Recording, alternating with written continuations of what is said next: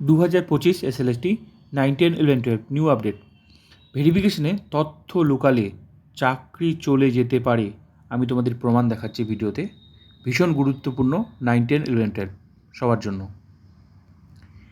এই ফর্মটা কিন্তু সবাইকে ফিল আপ করতে হবে। আপাতত 11, 12, এরপরে যখন 9, 10 চাকরি তোমরা পাবে, তোমাদেরকেও কিন্তু এই ফর্মটা ফিল আপ করতে হবে।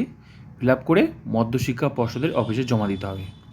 যেমন ডেট দিয়েছে, সামনেই পিভিআর আছে 11, 12। তো এই ফর্মটার গুরুত্ব মারাত্মক। এখানে যা যা আছে পিভিআরে, যা যা আছে সমস্ত তথ্য সঠিক দিতে হবে।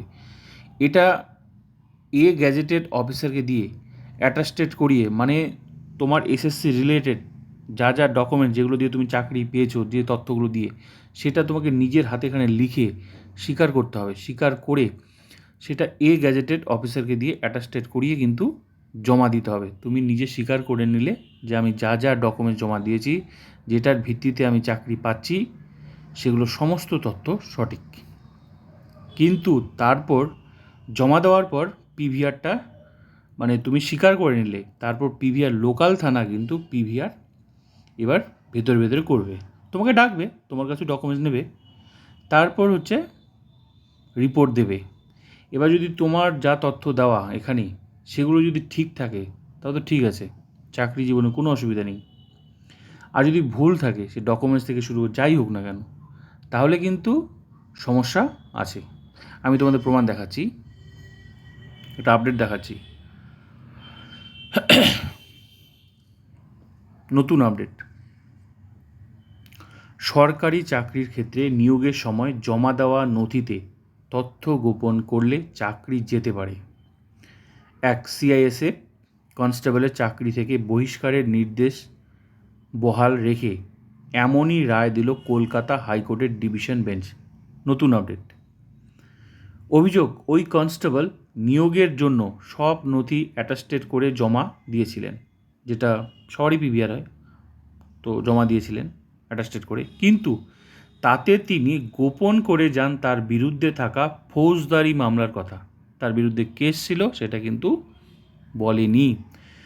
তো তোমরা ভালো করে দেখো, এখানেও কিন্তু সমস্ত কিছু রিপোর্ট নিয়ে নিচ্ছে। যে পিভিআরটা যে হচ্ছে না, যা কিছু তোমার এভরিথিং, বাড়ি থেকে শুরু করে তোমার পড়াশোনার যোগ্যতা, তোমার কেস আছে কি না, টু জেড নিয়ে নিচ্ছে কিন্তু এখানে সমস্ত। এখানেও কিন্তু কেস সম্পর্কে তোমাকে বলতে হবে যে কোনো কেস আছে কি না। এই যে এই নাম্বার পয়েন্টে দেখো, এখানে কিন্তু তোমাকে বলতে হবে আছে কি না। শুধু এটা নয়, এভরিথিং এখানে যা যা ডকুমেন্টস তুমি নিজের হাতে স্বীকার করে সেটা গ্যাজেটেড অফিসার কিন্তু অ্যাটাস্টেড করতে, তুমি স্বীকার করছো যে আমার যা যা বলছি এখানে সব সঠিক। তো ভীষণ গুরুত্বপূর্ণ। তো এখানে যাই দিবে না কেন, ঠিকানা থেকে শুরু করে, সেটা কিন্তু তোমরা যাতে সঠিক দাও। তো এর একটা আমি প্রমাণ দেখাচ্ছি, সেটাই আমি এর প্রমাণ দেখাচ্ছি। কী করেছে, শুধু কেসটা কিন্তু লুকিয়ে রেখেছিল, কিন্তু কেস তো ছিল। তো এখানে এটাই আমি দেখাচ্ছি তোমাদের। রিসেন্ট কলকাতা হাইকোর্টের, কোথায় দেখালাম, কিন্তু তাতে তিনি গোপন করে যান তার বিরুদ্ধে থাকা ফৌজদারি মামলার কথা। যেহেতু চাকরির একটা প্রভিশন পিরিয়ডে থাকে, তো প্রভিশন পিরিয়ডে চাকরি করা অবস্থায় কর্তৃপক্ষের নজরে এলে তো ভেরিফিকেশন তো ভিতরে চলবেই। তো বিষয়টা তো আমার সামনে এসেছে, তো এলে তারা ওই কনস্টেবলকে বহিষ্কার করে। বুধবার সেই নির্দেশই বহাল রাখল হাইকোর্টের বিচারপতি মধুরেশ প্রসাদ ও বিচারপতি প্রসেনজিৎ বিশ্বাসের ডিভিশন বেঞ্চ। আদালত জানিয়েছে, তথ্য গোপন গুরুতর অপরাধ, তাই বহিষ্কার সিদ্ধান্ত সঠিক। পরে কেস করো, চাকরি আর পাবে না, পরিষ্কার জানিয়ে দিল। কেস করেছিল, তো ওইটাই রায় রাখলো যে বহিষ্কার তো বহিষ্কার, মানে যে মানে ও চাকরি পেয়েছিল সেখান থেকে বহিষ্কার করে দিয়েছে, তো নিয়োগকর্তা বহিষ্কার করে দিয়েছে। তো এই যে পিভিআরটা হচ্ছে, এটা তো শুধু 11, 12 নয়, এখন 9, 10-এর এই পিভিআর দিতে হচ্ছে না, ঠিকই আছে, যখন চাকরি পেয়ে যায় তখন কিন্তু এটা দিতে হবে, 11, 12 যেমন।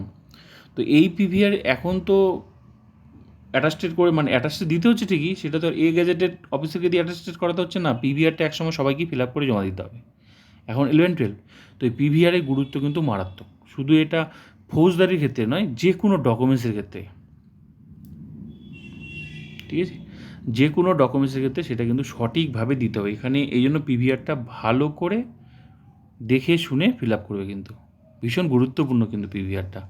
কারণ এই পিভিআরটা কিন্তু চাকরির আগে ছিল চাকরির পরেই এসএসসিতে। ঠিক আছে? 2023 সাল থেকে নিয়ম হয়েছে যে পিভিআরটা কিন্তু চাকরির আগে, মানে আগে এটা করতে হবে। আর এটা রিপোর্ট আর এই মেডিকেল রিপোর্টটা সঠিকভাবে যখন পৌঁছাবে মধ্যশিক্ষা পর্ষদের অফিসে, তখনই কিন্তু সেই ক্যান্ডিডেট হচ্ছে অ্যাপয়েন্টমেন্ট লেটার পাবে, তার নামে অ্যাপয়েন্টমেন্ট লেটার ইস্যু হবে। তো ভীষণ গুরুত্বপূর্ণ। তাই অবশ্যই বলছি তোমাদের যা যা তথ্য আছে সেগুলো কিন্তু সঠিকভাবে দেওয়ার চেষ্টা করবে, সেটা অ্যাড্রেস থেকে শুরু করে হোক, যাই হোক না কেন। ঠিক আছে? তো এটার কিন্তু গুরুত্ব ভালোভাবে দেখে শুনে মানে তোমরা ফিল আপ করবে এই পিভিআরটা। তো এটা 11, 12, 9, 10 সবাইকেই ফিল আপ করতে হবে। তো এটুকুই বলার ছিল, পিভিআরের গুরুত্ব কিন্তু মারাত্মক।